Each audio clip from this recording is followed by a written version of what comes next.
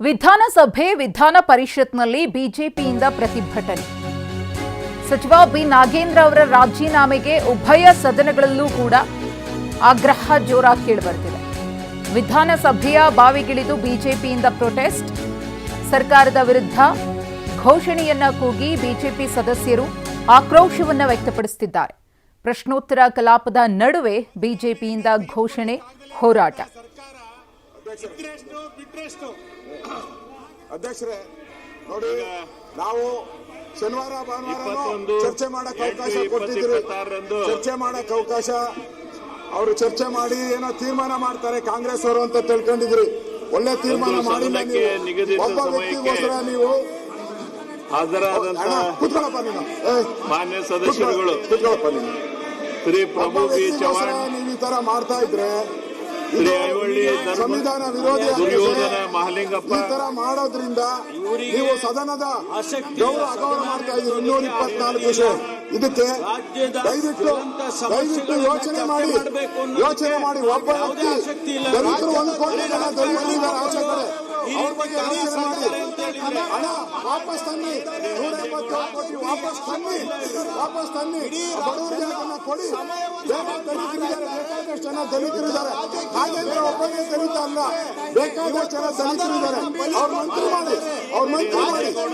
ಅವ್ರು ಬಿಟ್ಬಿಟ್ಟು ಒಬ್ಬ ವ್ಯಕ್ತಿಗೋಸ್ಕರ ನೀವು ಈ ತರ ಸದನವನ್ನ ಹಾಳು ಮಾಡ್ತಾ ಇರೋದು ಒಳ್ಳೇದಲ್ಲ. ಸದನ ನಡೆಯಕ್ಕೆ ಅವಕಾಶ ಕೊಡಬೇಕು. ಚರ್ಚೆ ಮಾಡಬೇಕು. ದಯವಿಟ್ಟು ಅವಕಾಶ ಕೊಡಿ. ಸಭಾಧ್ಯಕ್ಷರೇ, ರಾಜ್ಯದಲ್ಲಿ ಮಳೆ ಕೊರತೆ ಇದೆ, ರೈತರ ಸಮಸ್ಯೆ ಇದೆ, ನಾನಾ ಸಮಸ್ಯೆ ಇದೆ. ಆ ಸಮಸ್ಯೆ ಸದನ ನಡೆಯಕ್ಕೆ ಬಿಡದೆ ಇವರು ಇವ್ರದ್ದು ಅವನ್ನ ಉಳಿಸೋಕೋಸ್ಕರ 177 ಕೋಟಿನ ಹಂಚ್ಕೊಂಡ್ಬಿಟ್ಟಿದ್ದಾರೆ ಇವರೆಲ್ಲ ಕಾಂಗ್ರೆಸ್ ಅವರು. ಅದಕ್ಕೆ ಯಾರು ಬಿಡ್ತಾ ಇಲ್ಲ. ಹಂಚ್ಕೊಂಡಿಲ್ಲ ಅಂತ ಹೇಳಿದ್ರೆ ಯಾಕೆ ಮಾಡ್ತಾಯಿದ್ರು? ಹಂಚ್ಕೊಂಡ್ಬಿಟ್ಟಿದ್ದಾರೆ 177 ಕೋಟಿ. ಹಂಚ್ಕೊಂಡು ಪೂರ್ತಿ ಭಾಗ ಮಾಡ್ಕೊಂಡಿದ್ದಾರೆ ಅಲ್ಲ. ಅದಕ್ಕೋಸ್ಕರ ಅಧ್ಯಕ್ಷರೇ, ನಾನಿವತ್ತು ಅನೌನ್ಸ್ ಮಾಡ್ತಾ ಇದ್ದೀನಿ, ಈ ಬಂಡ ಸರ್ಕಾರ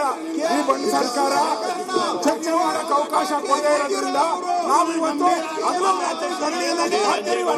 ಇವತ್ತು ಹಗಲು ರಾತ್ರಿ ಧರಣಿಯನ್ನ ಮಾಡ್ತೀರಿ. ನಾವು ಹಗಲು ರಾತ್ರಿ ಧರಣಿಯನ್ನ ಮಾಡಿ ಈ ಸರ್ಕಾರಕ್ಕೆ ಎಚ್ಚರಿಕೆಯನ್ನು ಕೊಡ್ತಾ ಇದ್ದೀರಿ. ಹಗಲು ರಾತ್ರಿ ಧರಣಿಯನ್ನ ಇವತ್ತು ಘೋಷಣೆ ಮಾಡ್ತಾ ಇದ್ದೀರಿ. ಯಾವುದೇ ಕಾರಣಕ್ಕೂ ನಾವು ಬಿಡಲ್ಲ. ನಾಗೇಂದ್ರ ರಾಜೀನಾಮೆ, ದಲಿತರನ್ನ ವಾಪಸ್ ಬರಬೇಕು. ಇದು ನಮ್ಮ ಹೋರಾಟ. ಚರ್ಚೆಗೆ ಬಂದು ನಾವು ಚರ್ಚೆಗೆ